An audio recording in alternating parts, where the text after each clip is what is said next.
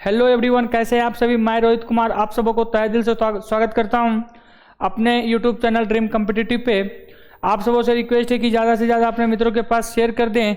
और जो हम आधुनिक भारत का जो क्लास लेकर के चल रहे थे, उस क्लास की कड़ी को और आज हम आगे बढ़ाते हैं। 2 लेक्चर हम पहले इसका कर चुके हैं और आज जो हम सब कितने तीसरे क्लास की ओर बढ़ रहे हैं। आप सबों से रिक्वेस्ट है अपने मित्रों के पास तेजी में इसको शेयर कर दीजिए, ठीक है ना। तब फिर क्लास, और जो लोग पीछे वाला क्लास नहीं देखे हैं वो जाके पीछे वाला क्लास भी थोड़ा देख लीजिए, ठीक है ना। तो चलते हैं, हम सब आगे करते हैं। और जो 2 क्लास जो है पीछे बेसिक से लेके आए थे, किस प्रकार से यूरोप के जो कंट्री हैं किस प्रकार से भारत आया। और आज जो हम देखेंगे, आज हम क्या देखेंगे भाई, बंगाल पे ब्रिटिश सरकार का अधिकार। बंगाल पे किसका अधिकार, तो ब्रिटिश सरकार किस प्रकार से अधिकार करता है। तो फिर एक सेकेंड और आपको बता देते हैं, भारत के समय, ठीक है ना, उस समय भारत जो बंगाल हुआ करता था वो बंगाल, बिहार, उड़ीसा, झारखंड और छोटा पश्चिम बंगाल और बांग्लादेश, ये सभी बंगाल प्रांत हुआ करता था, ठीक है ना। इतने बड़े क्षेत्र था किसका, बंगाल बिहार के नाम से जाना जाता था। तो भाई उस टाइम पूरी चीज खनिज के मामले में ले ले, चाहे जितनी भी जरूरत का सामान है, बहुत ज्यादा बेस्ट जगह था क्या, बंगाल। अब उसके देखिए, अंग्रेज का बस एक ही दिमाग था, ठीक है ना, कि जहां पर कमजोर रहेगा, जहां पर उसको जीतने का अधिकार रहेगा, उसी से जाके लड़ेगा। तुम सब भी देखता होगा गांव में या कहीं भी, तुम सब अपने मित्रों में देखता होगा, क्या देखता होगा जी, जैसे कि कोई भी लड़ाई करेगा तो अपने से कमजोर से लड़ाई करेगा, क्योंकि पता है कमजोर से अगर जो नहीं लड़ेंगे, कहीं बरियार से लड़ेंगे तो हमें को फेंटिया देगा, ठीक है ना।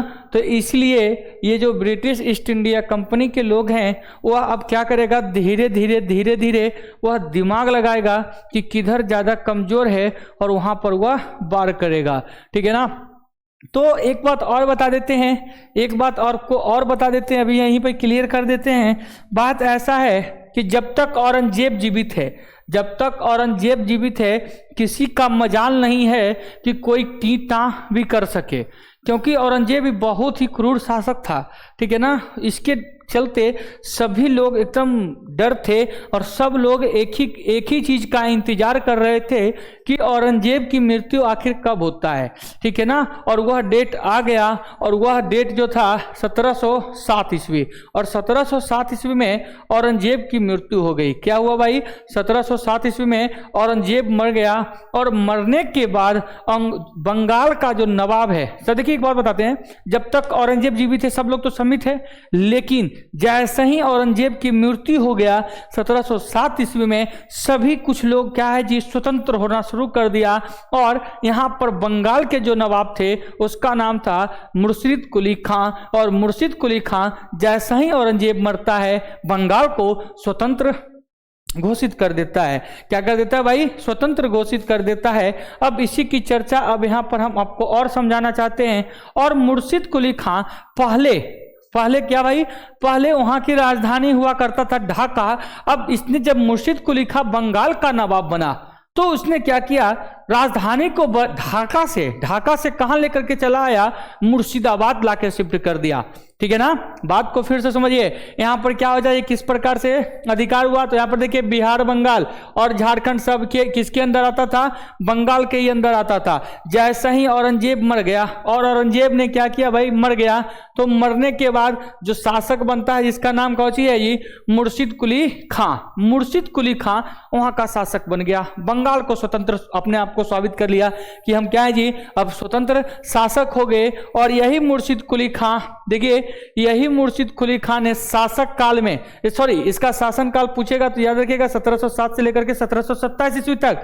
कौन जी तक शासन किया, मुर्शिद कुली खां ने क्या किया, पहले राजधानी बंगाल की हुआ करता था ढाका, और इस ढाका की राजधानी बदलकर कहां कर दी, इसकी राजधानी मुर्शिदाबाद कर दिया। क्या कर दिया भाई, मुर्शिदाबाद कर दिया। यहां तक तो कोई दिक्कत दिक्कत नहीं है। यहाँ पर हम देखें क्या, जैसे ही औरंगजेब मरा, औरंगजेब जब मरा तो उसने बंगाल को स्वतंत्र किसने किया, उसका नाम था मुर्शिद कुली खां।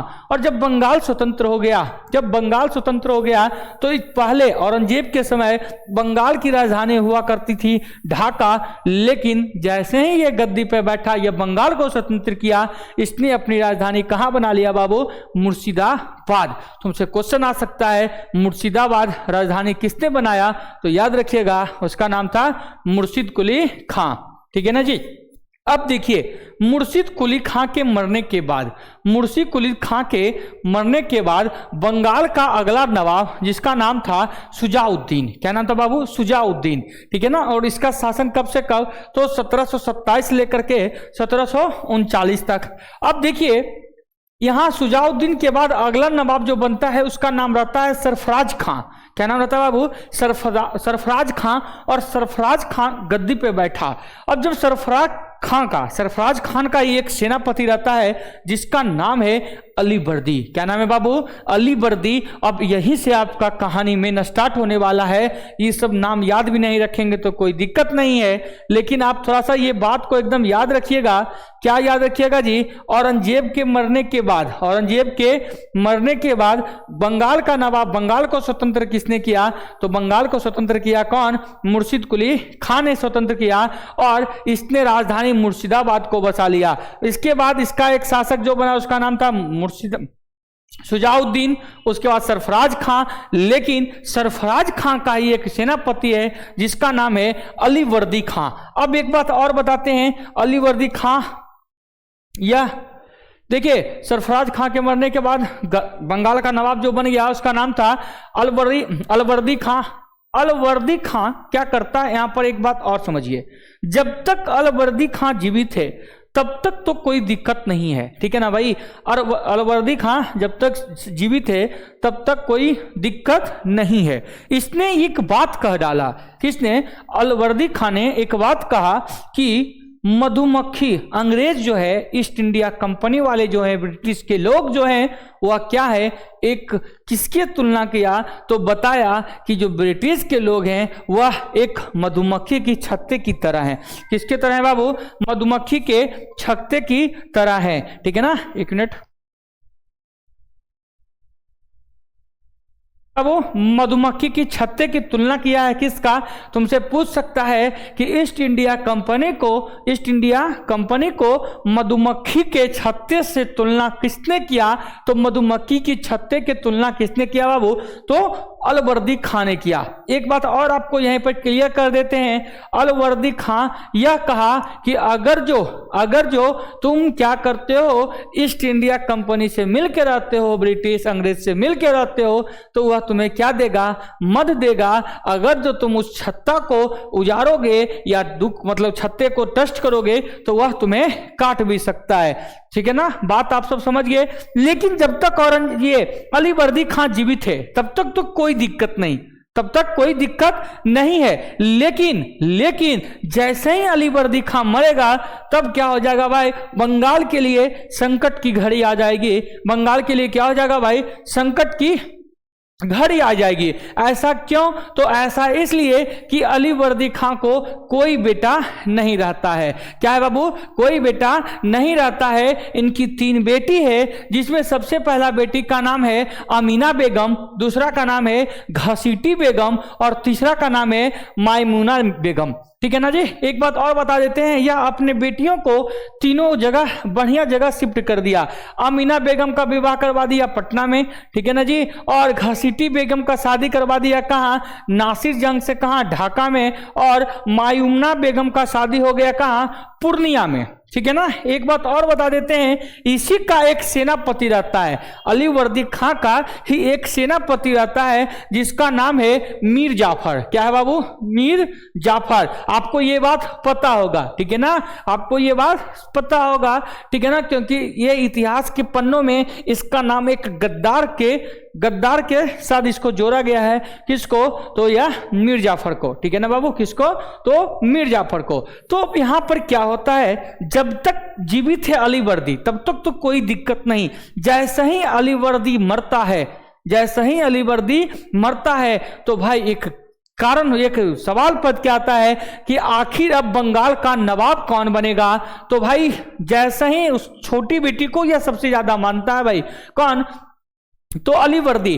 तो अलीवर्दी क्या किया, अलीवर्दी अपने एक नाती है जिसका नाम है शुजाउद्दौला। क्या भाई, शुजाउद्दौला। अब शुजाउद्दौला को कहा कि हम नाती इसको, मतलब इसको मेरे मरने के बाद उत्तराधिकारी बैठेगा। जब उत्तराधिकारी बैठने की बातें आई तो दो जो है, एक का नाम है घसीटी बेगम और दूसरा का नाम है मयमना बेगम। ये दोनों को दुख होने लगा कि आखिर भाई मेरे को तो कोई फायदा नहीं हुआ, इसीलिए ये दोनों अब जाएगा कहां, अंग्रेज के पास मिलने जाएगा और कहेगा कि बस एक बार मेरे को सपोर्ट कीजिए, मेरे को बंगाल का नवाब बना दीजिए, तो हम आपको क्या करेंगे, बहुत ज्यादा छूट दे देंगे। तो भाई यहां पर एक बात समझिए, यहां हम समझ लिए, तुमसे पूछेगा मधुमक्खी का, सॉरी अंग्रेजों को मधुमक्खी के छत्ते से तुलना किसने किया, तो यहां पर हो जाएगा कौन, तो मधुमक्खी से जो छत्ते का तुलना किया इसका नाम है अलीवर्दी खां। ठीक है ना। इसकी कितनी बेटियां, तो इनकी 3 बेटियां, एक का नाम है अमीना बेगम, दूसरा का नाम घसीटी बेगम और तीसरा का नाम मयमुना बेगम। ठीक है ना। और तीसरी बेटी का शादी होता है शौकत जंग से, ढाका वाले को। ठीक है, ये तो कहानी की बात है। चलते हैं आगे बढ़ते हैं। अब यहां पर देखिए अलीवर्दी का एक सेनापति था, यह भी देख लिए। सेनापति का नाम क्या है जी, सेनापति का नाम है मीर जाफर। सेनापति का नाम क्या है भाई, मीर जाफर। अब देखिए यहां पर कुछ और कहानी हम सब समझते हैं। ठीक है ना। यहां पर हम कुछ और कहानी समझते हैं। क्या कहानी समझते हैं वो समझिए। एक से एक नाती जो था जिसका नाम था शुजाउद्दौला। देखो भाई सपोर्टेड 3 बहनियां हैं। ठीक है ना जी, 3 बहनियां हैं और 3 बहनियां में क्या हुआ, जैसे सपोर्टेड 3 लड़की है, एक पिता की 3 लड़की है, उसको कोई बेटा नहीं है। लेकिन अब शादी होने के बाद सभी का शादी हो गया और जब मर जाता है बाप तो भाई बेटी, मतलब तीनों का अधिकार होता है उस क्षेत्र पे, लेकिन एक कब्जा कर लेगा तो 2 तो सोचेगा ना कि आखिर हम किसके पास जाएं कि इसको क्या करे, सरिया दे और मेरा काम भी निकल जाए, होगा ना। हाँ, तो भाई ये दोनों आखिर अब कहां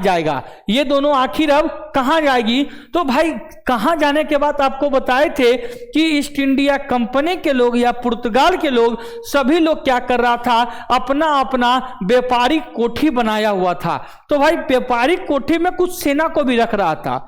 तो भाई इसके पास इस प्रकार से ईस्ट इंडिया कंपनी का क्षेत्र, मतलब कोठी भी बड़ा हो गया था और कुछ सेना भी इसके पास एकत्रित हो गया था। मतलब कुछ सेना भी ईस्ट इंडिया कंपनी के पास आ गया, जिसमें ये दोनों, किसमें बाबू, ये बहनियां और ये बहनियां, 2 बहनियां गई कहां, अंग्रेज के पास और कहा कि बस एक बार मेरे बात क्या करो, मेरे साथ एक बार तुम हेल्प करो। तो क्या करेंगे, बंगाल में जो तुम टैक्स वगैरह देते हो यह तुमसे नहीं लिया जाएगा।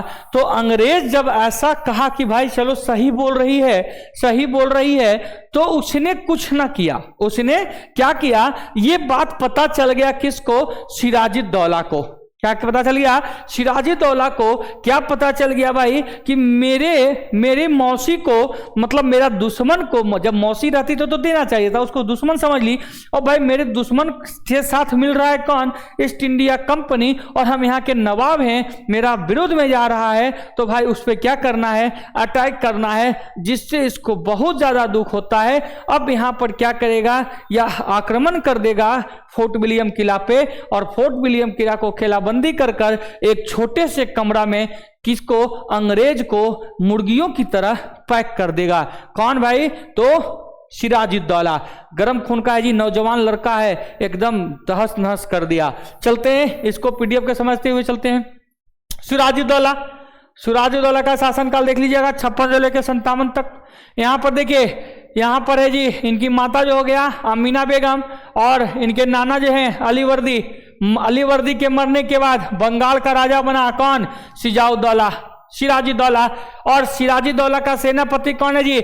मीर जाफर। एक बात और समझ लीजिए, अलीवर्दी खां का ही एक सेनापति था जिसका नाम था मीर जाफर, और मीर जाफर ने ही इसको किसको? सिराजुद्दौला को गद्दी पे बैठाया था। यह भी बात याद रखिएगा। अब देखिए एक घटना है, एक घटना को याद रखिएगा। 20 जून 1756 ईस्वी, 20 जून 1756 ईस्वी एक घटना हुआ जिसे हम किस नाम से जानते हैं? ब्लैक होल की घटना कहा जाता है। ब्लैक होल क्या है बाबू, इसको थोड़ा सा समझते हैं। ब्लैक होल क्या है ना, कि मतलब जैसे यहां पर आइए हमको समझाने का कोशिश करते हैं। यहां पर एक किला है, ठीक है ना जी, इस किला को घेर लिया, इस किला को घेर लिया, और किला को घेरने के बाद यह किला है, और किला के घेरने के बाद जैसे सपोर्टेड 14/6 कितना का कमरा है जी? 14/6 का कमरा है। उसमें क्या किया, जितने भी कुछ अंग्रेज पकड़ाए, कुछ लोग तो फोर्ट विलियम किला तक भाग गया, और जब कुछ लोग पकड़ा गए लगभग 148 व्यक्ति को इसने क्या किया, एक छोटे से कमरे में पैक कर दिया। और जब खोला गया तो उसमें मात्र 23 की 24 व्यक्ति ही बचा, और जो एक बचा, उसमें एक व्यक्ति भी बचा जिसका नाम था हॉलवेल। क्या नाम है बाबू? हॉलवेल। और हॉलवेल से पूछा गया क्या कैसा रहा, तो बोला कि मत पूछो, बहुत बेकार था। अब समझ ही रहे हो जी, छोटा सा एक कमरा है, उस कमरा में 148 व्यक्ति को पैक कर देगा तो क्या हाल होगा। हाल एकदम कैसा है भाई? बेहाल है, मत पूछो। और तुमसे यह पूछ सकता है ब्लैक होल की घटना, तो ब्लैक होल की घटना छोटका कब हुआ? तो यहां पर हम बताए थे 20 जून 1756 ईस्वी में। जब 20 जून 1756 ईस्वी में ब्लैक होल की घटना कितना भाई? 14/8 के कमरे में 146 लोग को पैक कर दिया। कितने लोग को बाबू? 146 लोग को जब पैक कर दिया, और सुबह जब खोला तो मात्र उसमें जीवित कितना निकला? तो मात्र जीवित निकला 23 व्यक्ति जीवित निकला। बाकी लोग क्या हो गए? पार हो गए। और जब पार हो गए ना, तो उसमें 23 व्यक्ति में एक व्यक्ति जो था, 23 व्यक्ति में एक व्यक्ति जो था उसका नाम था क्या छोटका? हॉलवेल। क्या नाम था बाबू? हॉलवेल, ठीक है ना जी। और हॉलवेल से पूछा गया क्या बात है भाई? तो बोला मत पूछो, हाल एकदम कैसा है भाई? बेहाल है। तो हॉलवेल, ठीक है ना जी, ब्लैक होल के बारे में, घटना के बारे में बताया, ठीक है ना। तो अब यहां तक बात को समझ गए, चलते हैं आगे की ओर। यहां पर एक बात देखिए, इस घटना के बाद अंग्रेज वहां से बैठे हुए बोला कि तुम चले आओ। हॉलवेल को बुला लिया गया। हॉलवे को किस लिए बुलाया? कि बोला भाई भारत में तुम हो, और इतना कमजोर को भारत में हमको रखने का जरूरत नहीं है। और हॉलवेल को बुला करके एक बहुत ही खतरनाक व्यक्ति को भेजा जिसका नाम है बाबू लॉर्ड क्लाइव। क्या है बाबू? Lord Clive. अब लॉर्ड क्लाइव आता है और कहता है भाई किसके पास? सिराजुद्दौला के पास आता है, और क्या करता है? एक संधि करता है, एक बैठक करता है, और उस बैठक में बताता है हे महाराज जो हुआ से हुआ, अब हमको क्या करो? माफ कर दो, ऐसी गलतियां दोबारा नहीं होगा। कौन कह रहा है जी? तो लॉर्ड क्लाइव कह रहा है। किससे कह रहा है? सिराजुद्दौला से कहता है कि हम अब ऐसी गलतियां नहीं होगी, बस एक बार हमको मौका दे दे, अब दोबारा हम ऐसा नहीं कर सकते हैं। तो सिराजुद्दौला को भी अंग्रेज से फायदा था। क्या फायदा था भाई? उससे जैसे कि कोई भी चीज देता था तो सामान बिक रहा था, तो विदेशी ले जाकर तब तो पैसा आएगा ना। तो सिराजुद्दौला भी मान गया, ठीक है ना भाई। और यहां पर कौन सा संधि हुआ? तो ध्यान रखिएगा, अलीनगर की संधि। कौन सी संधि हुआ? अलीनगर की संधि। और जब अलीनगर की संधि हुआ तो अंग्रेज क्या किया? फिर से वह क्षेत्र दे दिया गया। जब बंगाल में फिर से वह राज करना शुरू कर दिया, व्यापार करना शुरू कर दिया, तो लॉर्ड क्लाइव के मन में दिमाग आया, मन में एक बात आया कि आखिर हम इसको कैसे गिरा सकते हैं, क्योंकि औरंगजेब तब तक तो ठीक था। अब भाई यहां भारत में जितने भी राजा बन रहे हैं सब वीर ही है, तो भाई हम यहां पर झक मारने के लिए आए हैं? कुछ तो हमको करना होगा। और यहाँ पर क्या करना सोचा कि बोला भाई अपने के बीच में एक शासन, तुम कहानी सुना होगा, फूट डालो और राज करो। और यही नीति को अपनाएगा कौन? Lord Clive. लॉर्ड क्लाइव क्या कहता है, देखता है कि आखिर इसको, इस जो गठन है, संघ है, इस संघ को आखिर तोड़ा कैसे जाए। तो बोला कि किसी एक व्यक्ति को उसके अंदर वाले को बुलाओ। और उसमें एक व्यक्ति था, आपको बताए थे, इसका मंत्री, जिस मंत्री का नाम था मीर जाफर, ठीक है ना जी। और मीर जाफर को बुलाया, मीर जाफर को बुलाया, कहा कि भाई असली नवाब तो बंगाल के तुम लग रहे हो। असली नवाब बंगाल के कौन लग रहा है जी? तुम लग रहे हो। सिराजुद्दौला को तो भाई लूर कुछ तो है ही नहीं। असली अगर जो नवाब जो हो तुम हो। अब बताओ भाई, किसी व्यक्ति को कह रहा है कि तुमको हम बंगाल का नवाब बना दें तो कैसा रहेगा? या तुम्ही को भी बोल दिया जाए कि बिहार के मुख्यमंत्री तोरे बना दिया जाए, तो समझ ही रहो ना जी, रात भर नींद नहीं आएगा। और यह कह रहा है, इधर अंग्रेज कह रहा है कि बंगाल के नवाब तुम ही हो, तुम ही लायक सही हो। उसको लूर नहीं है। किसको? सिराजुद्दौला को। अगला असली नवाब अगर जो लग रहा है तुम्हारे चेहरे से, तो तुम ही लग रहे हो। तुम ऐसा करो, तुम बस एक बार मेरा साथ दे दो, तुम बस एक बार मेरा साथ दे दो, अगला नवाब हम तुमको बना देंगे। बोला ठीक है भाई। उसको तखरे तो बोला कि भाई हमको ठीक नहीं लग रहा है। बोला कि ठीक है, तुम अभी जाओ, तुम रात में सोच समझ के हमको बताना। अब भाई उसको नींद नहीं आ रहा है, रात में बोल रहा है कि काश बंगाल का नवाब बन जाएंगे तो मजा ही आ जाएगा। और यह क्या कर देता है चुटका, यह सिराजुद्दौला क्या करता है, अंग्रेजों से मिल जाता है। क्या करता है जी? अंग्रेजों के बीच मिल जाता है। जिसमें क्या होता है, जिसमें फिर से एक युद्ध होने वाला है, जिस युद्ध का नाम है प्लासी का युद्ध। कौन सा युद्ध है जी? प्लासी का युद्ध। देखिए भाई, यह युद्ध नहीं है, यह युद्ध नहीं है, यह एक कैसा है भाई? तो यह एक षड्यंत्र है। क्या है छोटका? यह एक षड्यंत्र है। किसका? तो षड्यंत्र है किसका छोटका? तो यह यहाँ पर अंग्रेजों का। क्योंकि अंग्रेज क्या कर दिया जी, सिराजुद्दौला से पहले ही, सिराजुद्दौला के सेनापति से पहले ही मिल गया। और मिलने के बाद यह मैच नहीं होने वाला था, यह तो फिक्सिंग मैच था। यहां पर देखिए, प्लासी का युद्ध 1757 ईस्वी, 1757 ईस्वी, प्लासी को युद्ध 1757। देखिए यहां पर 23 जून 1757 ईस्वी में भागीरथी नदी के किनारे आम के वृक्ष के नीचे यह युद्ध होने वाला है। कौन सा जी? प्लासी का युद्ध। एक साइड से कौन है? तो एक साइड से जो है उनका नाम है क्या? तो एक साइड से जो है उसका नाम है सिराजुद्दौला, और दूसरे साइड से जो है वह है अंग्रेज। और भाई एक अंग्रेज है, दूसरा कौन है जी? सिराजुद्दौला। और जब इन दोनों के बीच युद्ध हुआ, इन दोनों के बीच युद्ध हुआ, सिराजुद्दौला का सेना से तो पहले ही से मिला हुआ था, जिसके कारण अंग्रेज ने धोखे से प्लासी युद्ध तो जीत लिया। कुछ बात को समझिए, कुछ बात को समझिए। इनके कुछ लोग अपने थे सिराजुद्दौला का, तब तक को कहानी चल रहा था, ठीक है ना भाई। तब तक तो लग रहा था कि जीत जाएगा, लेकिन इसके कुछ सेनापति जब जिनके अपने थे वो जब मारे गए, तो मीर जाफर आके कहता है, ठीक है ना, किसको आके कहता है जी? तो सिराजुद्दौला को कहता है कि आप क्या कीजिए, अभी फिलहाल यहाँ से चले जाइए, भाग जाइए, क्योंकि अंग्रेज से तो यहीं रहेगा। जब हम जीवित रहेंगे तो दोबारा भी अंग्रेज से हम लड़ सकते हैं, जीत सकते हैं, ठीक है ना। तो आप क्या कीजिए, आप चल जाइए पटना। और पटना में क्या है जी? पटना में मेरा एक पुत्र है, जिस पुत्र का नाम है बाबू मीरन के पास जाते ही आप क्या कीजिए, वहीं पर फिलहाल अभी कुछ दिनों के लिए रह जाइए। तो यहां पर बातें को समझ में आ गया।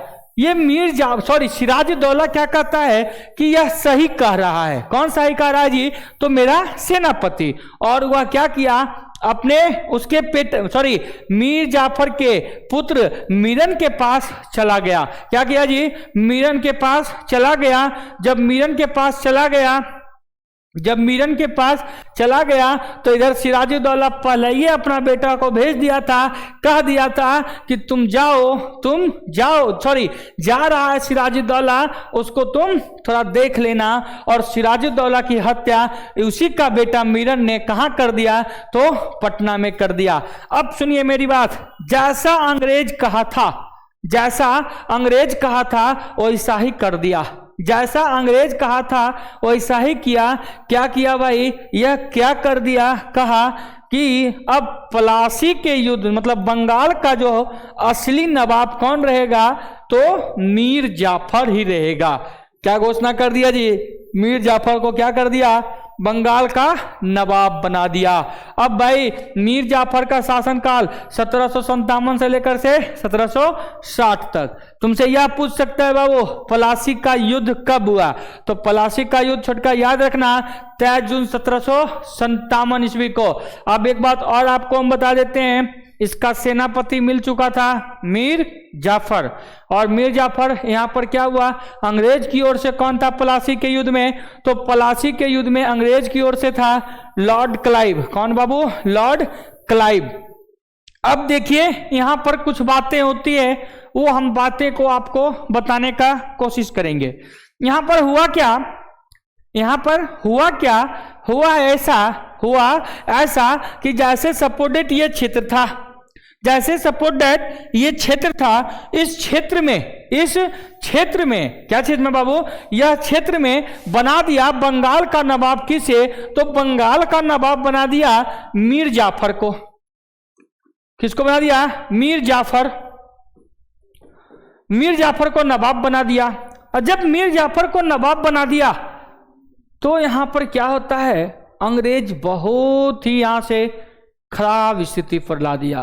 क्या कर दिया बंगाल को, जब जरूरत पड़े तब अंग्रेज किसके पास आ जाए, मीर जाफर के पास, कहे कि तुम क्या करो, एक काम करो, मेरे को जल्दी से टैक्स दो, मेरे को क्या करना है जी, जब कुछ भी जरूरत पड़े तो उसे लेने के लिए पहुंच जाता किसके पास, मीर जाफर के पास। और यह ऐसी स्थिति कर दिया था जिसका बंगाल एक तरह से लूट रहा था, एकदम धर के लूट रहा था, जिसमें मीर जाफर ने कहा, मीर जाफर के पास एक दिमाग आया कि इससे बढ़िया तो नवाब कौन था, तो इससे बढ़िया से जो नवाब था वह कौन थे जी, इसका नवाब जो था वह सिराजुद्दौला था।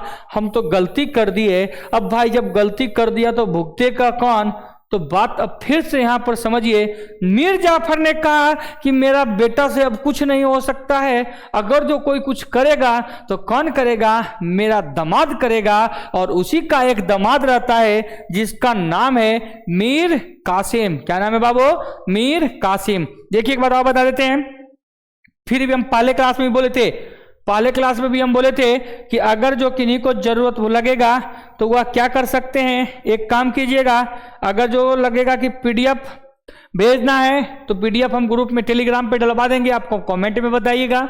और जब हम कहानी को बता रहे हैं तो बस कहानी को बढ़िया से समझते हुए आप चीजें को सीखते हुए चलिए तो ज्यादा बेस्ट रहेगा। इसको याद करने की हमको नहीं लगता आवश्यकता है, इसको जितना से जितना आप इसको बढ़िया से बस समझते हुए चलिए वो ज्यादा बेस्ट है। तो यहां पर क्या किया, मीर जाफर का ही एक सेनापति रहता है, मीर जाफर का एक कौन है जी, दामाद है। और दामाद को क्या किया, अगला नवाब बना दिया बंगाल का। और दामाद कुछ नहीं किया, ये मुर्शिदाबाद से राजधानी ले आया, कहाँ, तो यह बिहार के मुंगेर में राजधानी ले आया। और बिहार के मुंगेर में जब राजधानी लाया तो इसने क्या किया, सबसे पहला एक दूगो कारखाना खुलवाया, जिस कारखाना में क्या चीज का कारखाना, तो बंदूक और गोला बारूद गोला का कारखाना बनाया। और ये बात तुमको अभी भी पता है कि बिहार में अगर जो सबसे ज्यादा बारूद या बंदूक कहाँ मिलता है, तो कहाँ भाई, मुंगेर में मिलता है। ये बात अभी भी आपको पता ही होगी। तो यहां पर राजधानी किसने लाया, तो याद रखिएगा मीर कासिम ने क्या किया भाई, राजधानी कहां शिफ्ट कर दिया, तो मुर्शिदाबाद से बिहार कहां ले आया जी, बिहार में कहां, तो मुंगेर में। तो मुंगेर राजधानी लाने वाला कौन है जी, तो वह हो जाएगा मीर कासिम। और मीर कासिम जो है मीर जाफर का दामाद था, इसने बंगाल की राजधानी मुर्शिदाबाद से हटाकर मुंगेर कर दिया। क्या कर दिया भाई, मुंगेर कर दिया। मुंगेर में बंदूक, ठीक है ना जी, बारूद, बंदूक और कट्टा के कारखाने मीर कासिम के द्वारा ही बनाया गया। बनाया किस लिए गया भाई, तो बनाया इसलिए गया कि कि आगे हमको अंग्रेज से तो लड़ना ही है, आगे हमको अंग्रेज से लड़ना ही है। इसलिए इसने क्या कर दिया, मुंगेर में क्या किया भाई, कारखाना खुलवा दिया। अब बात को समझिए, जब अंग्रेज इससे पूछे, अंग्रेज मीर कासिम से पूछे आखिर क्या जरूरत पड़ गई तुमको जो तुम कारखाना खुलवा रहे हो, क्या चीज का जी, बंदूक और गोले का। तो मीर कासिम कहता है कुछ नहीं सरदार, यह आप ही के लिए है, टेंशन मत लीजिए, जब आपको जरूरत होगा तो आप हमसे मांग सकते हैं। लेकिन अंग्रेज को लग रहा था कि यह कुछ गलत कर रहा है, इसीलिए उसने क्या किया, मीर जाफर को बुलाया, पुनः मीर जाफर को बुलाया और कहा कि छोड़ो छोड़ो, मीर कासिम असली नवाब नहीं है, मीर कासिम असली नवाब नहीं है। अब कौन रहेगा जी असली नवाब जो रहेगा, वह कौन रहेगा, तो मीर जाफर को बुलाया और कहा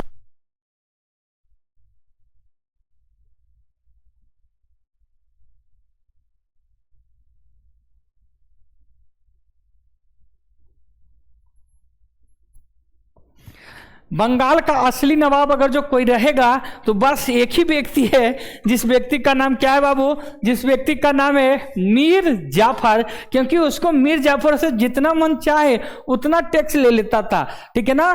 तो भाई अब क्या हुआ, मीर कासिम भाग गया। क्या किया, मीर कासिम भाग गया। और मीर कासिम भागा कहां, तो मीर कासिम भागा अवध के नवाब के पास, अवध के नवाब जिसका नाम है शुजाउद्दौला। क्या नाम है जी, शुजाउद्दौला, शुजाउद्दौला। और शुजाउद्दौला क्या किया, अवध के नवाब हैं, उसके पास पहुंचा कौन, उसके पास पहुंचा मीर कासिम। कौन पहुंचा बाबू, मीर कासिम। अब इनके पास एक और है मुगल बादशाह, मुगल बादशाह जिसका नाम है शाह आलम। क्या नाम है बाबू, शाह आलम। अब भाई एक बात और समझिए, यहां पर पहुंचे, कौन पहुंचे, अवध के नवाब। अवध के नवाब का नाम क्या है जी, अवध के नवाब का नाम है शुजाउद्दौला। वहां था सिराजुद्दौला, यहाँ है शुजाउद्दौला, ठीक है ना जी, कंफ्यूज मत होइएगा। बंगाल के नवाब जो थे उनका नाम था सिराजुद्दौला, लेकिन यहाँ पर कौन है, शुजाउद्दौला। और यहाँ पर इनके साथ, शुजाउद्दौला के साथ कौन था जी, मुगल बादशाह कौन, शाह आलम। क्या था जी, मुगल बादशाह शाह आलम। अब मुगल बादशाह शाह आलम को ही वहां के मंत्री बोल रहा है कि दिल्ली तुमको चढ़ने नहीं देंगे, ये खुद भागल है कहां पर, शुजाउद्दौला के पास। मतलब दो व्यक्ति के पास पहुंचा फिर से एक भगोड़ा जिसका नाम है मीर कासिम। और मीर कासिम आके कहता है, क्या कहता है जी, कहता है कि बंगाल में तो हद हो गया, बंगाल में तो हद हो गया, अंग्रेज एकदम बहुत खराब स्थिति किया हुआ है, हमको कुछ करना होगा। और भारत की संयुक्त सेना ये तीनों मिलकर अब क्या करेगा, लड़ेगा एक लड़ाई, किसके साथ, तो अंग्रेज के साथ। क्या करेगा भाई, अंग्रेज के साथ एक लड़ाई लड़ेगा, जिसके युद्ध का नाम है बाबू, क्या चीज, जिसकी युद्ध का नाम है बक्सर का युद्ध। कौन सा युद्ध है जी, बक्सर का युद्ध। तो यहां पर देखिए हम सब प्लासी का युद्ध देख लिए, अब कौन सा युद्ध देखेंगे, तो बक्सर का युद्ध हम सब देखेंगे। बक्सर का युद्ध हुआ है 23 अक्टूबर 1764 ईस्वी में। अंग्रेज की ओर से हेक्टर मुनरो है, याद कीजिए। उधर से प्लासी के युद्ध में जो था उसका नाम था लॉर्ड क्लाइव। क्या भाई, लॉर्ड क्लाइव। लेकिन इधर से बक्सर के युद्ध में अंग्रेज की ओर से जो है जिसका नाम है हेक्टर मुनरो, और दूसरे तरफ कौन है जी, अवध का नवाब, अवध के नवाब जिसका नाम है शुजाउद्दौला, शुजाउद्दौला, शाह आलम तथा मीर कासिम। ये तीन संयुक्त सेना भारत की ओर से लड़ रहा है। और आपको जान के आश्चर्य होगा, आपको जान के आश्चर्य होगा, ये सभी हार जाते हैं, ये सभी हार जाते हैं। किससे, तो बक्सर युद्ध में अंग्रेज से। और यहां पर यह कन्फर्म हो गया कि अब भारत का अंतिम शासक जो बनने वाला है वह कौन है भाई, तो यहां पर बन गया कौन, अंग्रेज बन गया। एक बात और आपको बताते हैं, 1764 ईस्वी में बक्सर का युद्ध हुआ। अब 1765 ईस्वी में एक संधि होगा, जिस संधि का नाम है इलाहाबाद की संधि। क्या नाम है, इलाहाबाद की संधि। ये संधि क्या है इसको समझते हैं। संधि में क्या करता है, 1764 में बक्सर के युद्ध, 1764 में बक्सर के युद्ध में जो थे उनका नाम था हेक्टर मुनरो, और हेक्टर मुनरो बक्सर का युद्ध लड़ा और चला गया, बक्सर का युद्ध लड़ा और चला गया। लेकिन संधि करने के लिए 1765 ईस्वी में जो आया, 1765 में ईस्वी में लॉर्ड क्लाइव फिर से आ जाता भाई। यहां देखो लॉर्ड क्लाइव, ये प्लासी के युद्ध में भी यह देखा गया था। तो इलाहाबाद के संधि भी कर रहा है 1765 ईस्वी में कौन, तो अंग्रेज, मतलब कौन कर रहा है जी, तो लॉर्ड क्लाइव, और इलाहाबाद की संधि किया जिसमें अवध के नवाब शुजाउद्दौला से, क्या छोटका, शुजाउद्दौला से इलाहाबाद और कारा छीन लिया। बोला कि तुम भाई बोलो, लड़ाई लड़ते हो हमसे जुर्फुस में, जो उसका नुकसान हुआ अब कौन देगा, तुम ही से हम लेंगे। और इनके उसके बदले में इलाहाबाद का क्षेत्र और कारा का क्षेत्र किससे छीन लिया, जो शुजाउद्दौला का हुआ करता था वह उससे छीन लिया। क्या किया भाई, शुजाउद्दौला से छीन लिया। अब पकड़ा गया कौन, पकड़ लिया शाह आलम को। क्या कर दिया भाई, शाह आलम को पकड़ लिया और कहा कहिए आलम जी आपका क्या किया जाए, कहिए आलम जी आपका क्या किया जाए। बोला महाराज हमें छोड़ दें। बोला कि नहीं, तुम क्या करो, तुमको हम क्या करते हैं, 26 लाख रुपया, कितना लाख, 26 लाख रुपया वार्षिक व्यय की दर से, कितना दर से, 26 लाख रुपया वार्षिक व्यय की दर से हम तुमको सालाना देंगे। तुम क्या करो, यह मेरे को लिख कर दे दो कि बंगाल में अगर जो कोई टैक्स वसूलेगा तो कौन वसूलेगा, तो वसूलेगा East India Company, East India Company. तो भाई बोला कि ठीक है। आलम जी मान गए। आलम जी किस लिए माने बाबू, तो वह सोचे कि आखिर अब हम जाएंगे कहाँ, कम से कम मेरे को 26 लाख तो आएगा साल भर में, आएगा ना जी।